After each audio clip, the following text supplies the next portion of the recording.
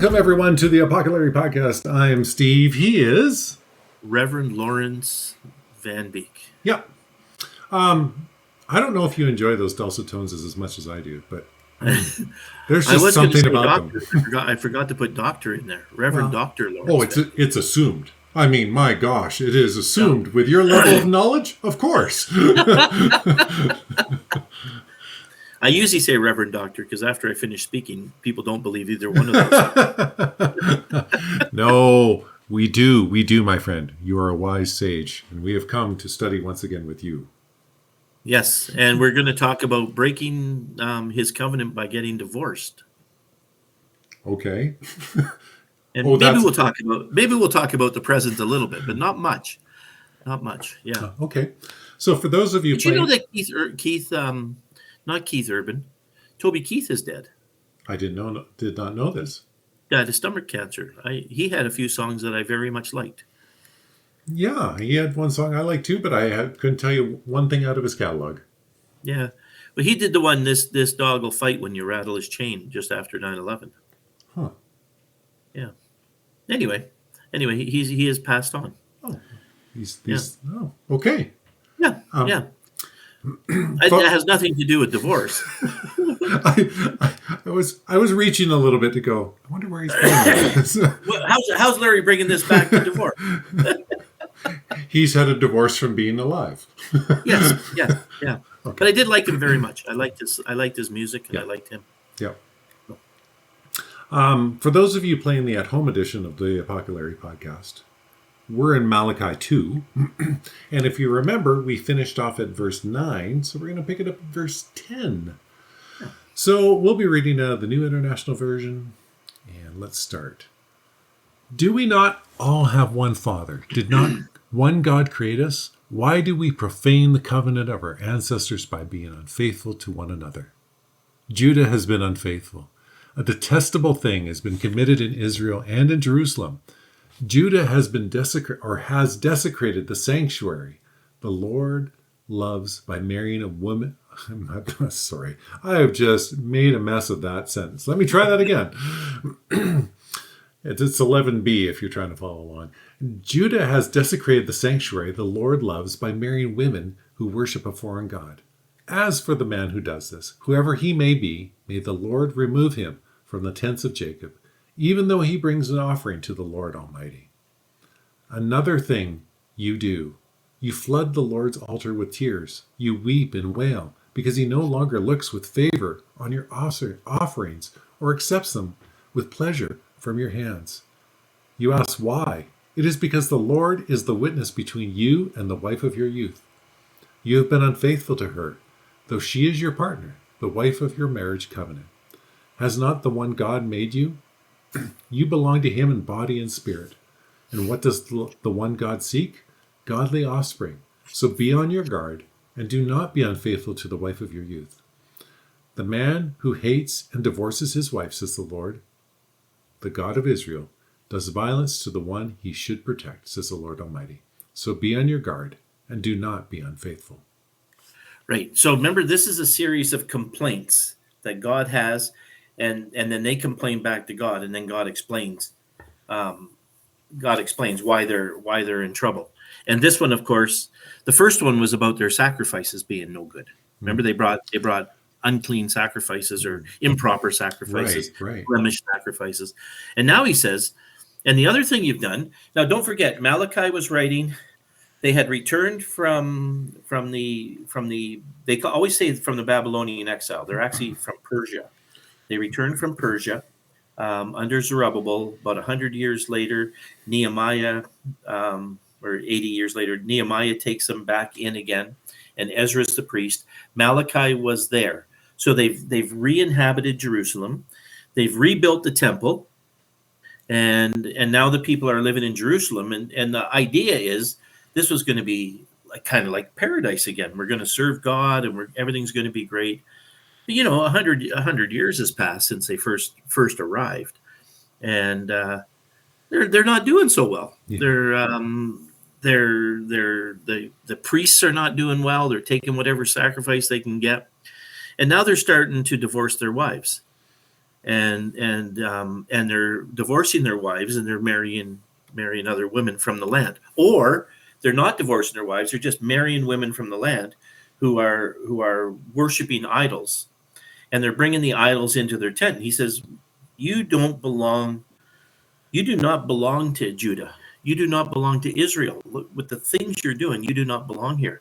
And that's what God is saying. He's saying, "You're being unfaithful to your wives." And the other thing that you're doing is you're leaving your wives and your children without a protector, without someone to provide, without a provider.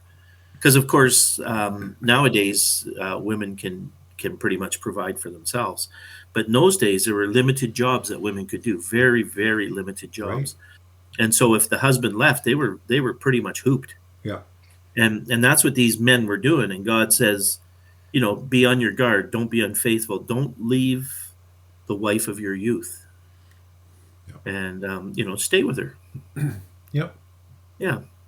Yeah. And that's pretty much this whole thing on don't get divorced. And the reason you don't get divorced is because they need someone to look after them and protect them. And that's your job. That's what you got when you married them. Right.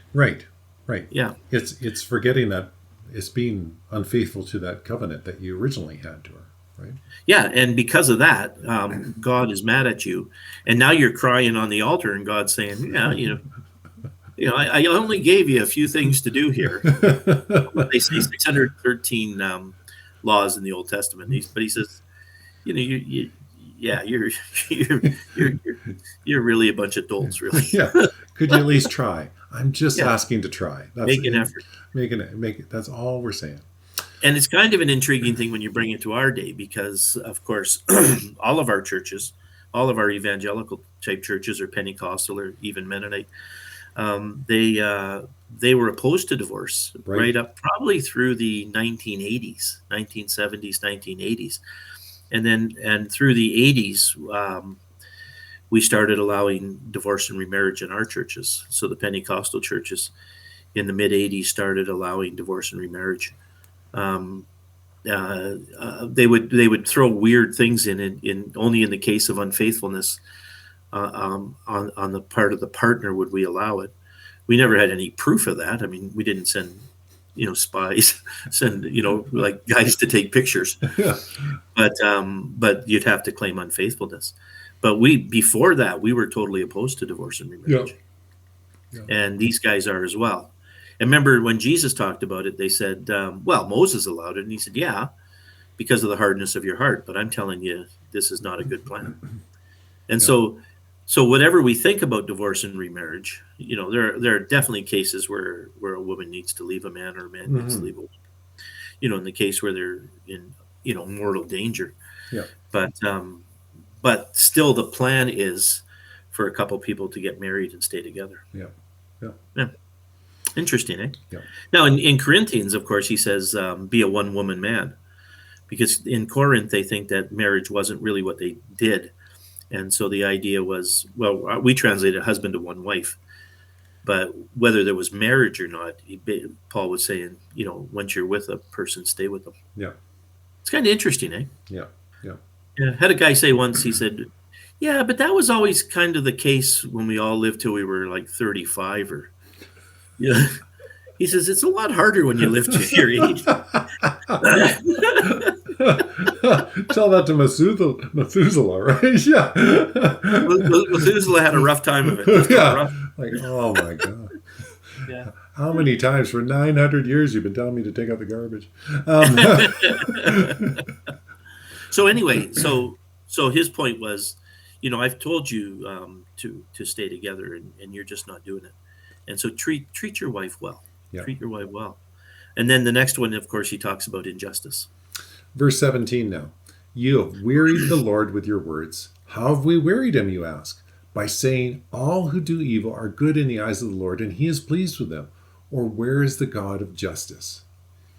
Yeah. And then now if you go to 3, I think it continues this, if I'm not mistaken. I will send my messenger, who will prepare the way before me. Then suddenly the Lord you are seeking will come to his temple, the messenger of the covenant, whom you desire will come, says the Lord Almighty. No, let's just stop there for a second, because I think this messenger, because it could have been a messenger for Malachi's time. There could have been someone there, but at the end of Malachi, he points toward the Messiah, and we think that this piece might also be a finger pointing toward the Messiah. Okay. Yeah. Verse 2 now, folks, of chapter 3. But who can endure the day of his coming? Who can stand when he appears? For he will be like a refiner's fire or a launderer's soap. He will sit as a refiner. I think I'd prefer the launderer's soap to the refiner. Yeah, the refiner's fire. He will sit as a refiner and a purifier of silver. He will purify the Levites and refine them like gold and silver. Then the Lord will have men who will bring offerings in righteousness, and the offerings of Judah and Jerusalem will be acceptable to the Lord, as in days gone by, as in former years. So I will come to put you on trial. I will be quick to testify against sorcerers, adulterers, perjurers, against those who defraud laborers of their wages, who oppress the widows and the fatherless, and deprive the foreigners among you of justice. But do not fear me, says the Lord Almighty. Yeah, and I'm still thinking he's pointing, toward the Messiah on this one here. And then, of course, look who he's after: sorcerers and adulterers and perjurers, and basically, let's try to be honest, decent people. Yeah. Is it interesting? I mean, I'm asking your opinion. Why does he mention the Levites here? That's kind of an interesting thing that he picks on the Levites as the priestly class, right? Yes, and to renew the priestly class just makes perfect sense, doesn't it? Yeah. Remember earlier he was talking again about the Levites, and so they still see them in this picture. But if we're looking to our future, I don't know how to do it in the New Testament, because he says in the New Testament, he says, hey, we're all priests, which is kind of an interesting thing, right? So that could be a point that in that direction. But it does intrigue us that when they came back from the exile, the Babylonian exile, Persia actually, they actually still remembered who the Levites were. They did have records, and that intrigued me, because I really thought they lost track of all of that stuff during the exile. Right. But it seemed like there were records that they could go back to and figure out who these people were. It is kind of neat. Yeah. And don't forget, for those who don't know that, the Levites were the offspring of Aaron. Right.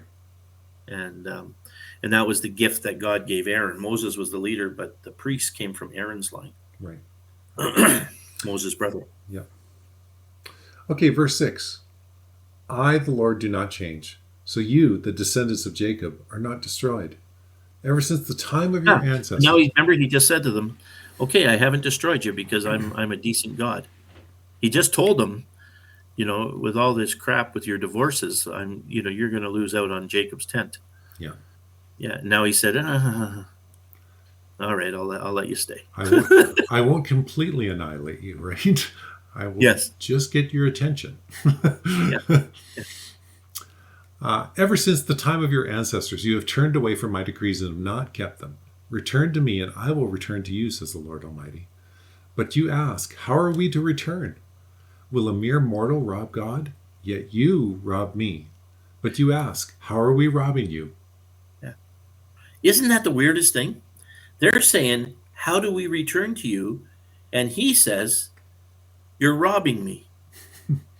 And they said, how can we rob you? And he says, oh, well, tithes and offering. How do we return to you? Well, you could pay your tithes and offerings. Weird thing. God doesn't need our tithes and offerings, but this is what he says to them. Yeah. You need to be, again, it's proper attitude toward the temple. Right. Remember, proper sacrifice. Give the offering so that the priests can do their job without suffering. Yeah. Or the teachers that do podcasts. Give money to the to the podcast. Yes, and to their Mike Trout-like sidekicks. Remind me at the end. I actually have something I was going to ask you about here. In tithes, okay. So, but you ask, how are we robbing you? Like Larry says, in tithes and offerings, you are under a curse, your whole nation, because you are robbing me.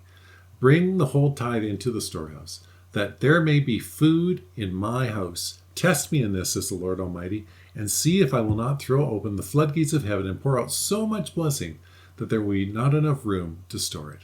I will prevent pests from devouring your crops, and the vines in your fields will not drop their fruit before it is ripe, says the Lord Almighty. Then all the nations will call you blessed, for yours will be a delightful land, says the Lord Almighty.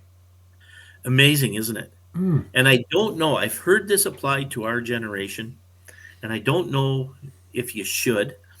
I do know that we are so afraid in the 90s, we were just so afraid of the prosperity gospel that we wouldn't talk about stuff like this. Mm-hmm. But God does say to Israel, if you will pay your tithes as you should, if you'll do it, I will take care of you. Mm-hmm. And they were farmers, so I will take care of your fruit, and pests won't bother your crops, and everything will be right, and nations will call you blessed, and I will delight in you. And basically, it's so weird because he ties that in to us paying a tenth of what we bring in. Right. And when you get to the New Testament, when Jesus is talking about them being improper, he says, you tithe your mint and your cumin, so your herbs. And then he says, which you should do, but you neglect the weightier things of the law, like justice and mercy.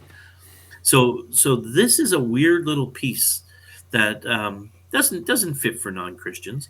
But I think for Christians, there is an aspect that says, yeah, the Old Testament guys tithe. Jesus picked it up again in the New Testament and said it was completely appropriate. You might say that it belongs only to the Jewish people, and you'd be right. You might say Paul doesn't say you should tithe, and I'd say, yeah, Paul would probably consider that the bare minimum of what you should do. Like you barely jumped over the piece of paper, right? yeah, that's right. You're vertical. I can almost slip an envelope underneath. And so, but this is what he says to the Jewish people. He says, if you take your time and you tithe and look after the temple and the priests, then I will definitely look after you, which is an intriguing piece, isn't it? Yeah. The part I was thinking about is what you and I were talking about like about a week ago. Sorry, believe it or not, folks, Larry and I talk offline too. This isn't just our one time. Like, trust me, there's a lot of conversation. But you and I were talking about the different views of how we view Christ coming. Is it salvation simply like we're looking to simply get to heaven, or is it that we need to pay allegiance to the King? And this one makes me think of that sort of concept right there. What God's asking is, are you going to pay allegiance to the King? Through your tithes, through your offerings, through your attitude, your heart. Not what are you going to get out of it, but here's what I'm going to do for you if you pay allegiance to the King. My wife, Lynn says, when we go to a restaurant, she says, I hate giving the waiter 15 or 18% when I only give God 10. I said, yes, I also hate giving tips, but not for any spiritual reason. Yes. I don't think the Lord wants us to. No, I just. Well, that was a pretty good day. Here's 50. Yeah, but you got to be careful with Lynn, because if I said that was completely right, she'd have us tithing 18%. In a heartbeat. But yeah, folks, there we are. There's the piece of Malachi that we were going to do for you tonight. Like Larry says, what a fascinating piece. My friend, what a fascinating piece of God telling us something that's a little hard to grasp, right? Like, if you do this, I will bless you. Yeah. And how do I worship you? By just doing very normal things. Yeah. Being true to my family, paying my tithes, giving proper offerings. Yeah. Justice. Seeking justice, right? Yeah. Oh. Okay. Well, Right. Those are things we should do. That's where I was going to go with this. Oh. Sometimes, you just have to reflect upon yourself and you think, I don't measure up, do I? I don't. But folks, we are always so glad that you listen, you come along for this journey each and every week. Larry and I love doing this for you. Like I said, we do talk during the week, but we also look forward to this time that we can spend together with y'all as well. So please accept our thanks yet again. You can write those checks to Dr. Lawrence Van Beek, care of. No, just joking, just joking. But thanks again. Until next time, I was Steve, he was Larry, and this was the Apoco-Larry podcast.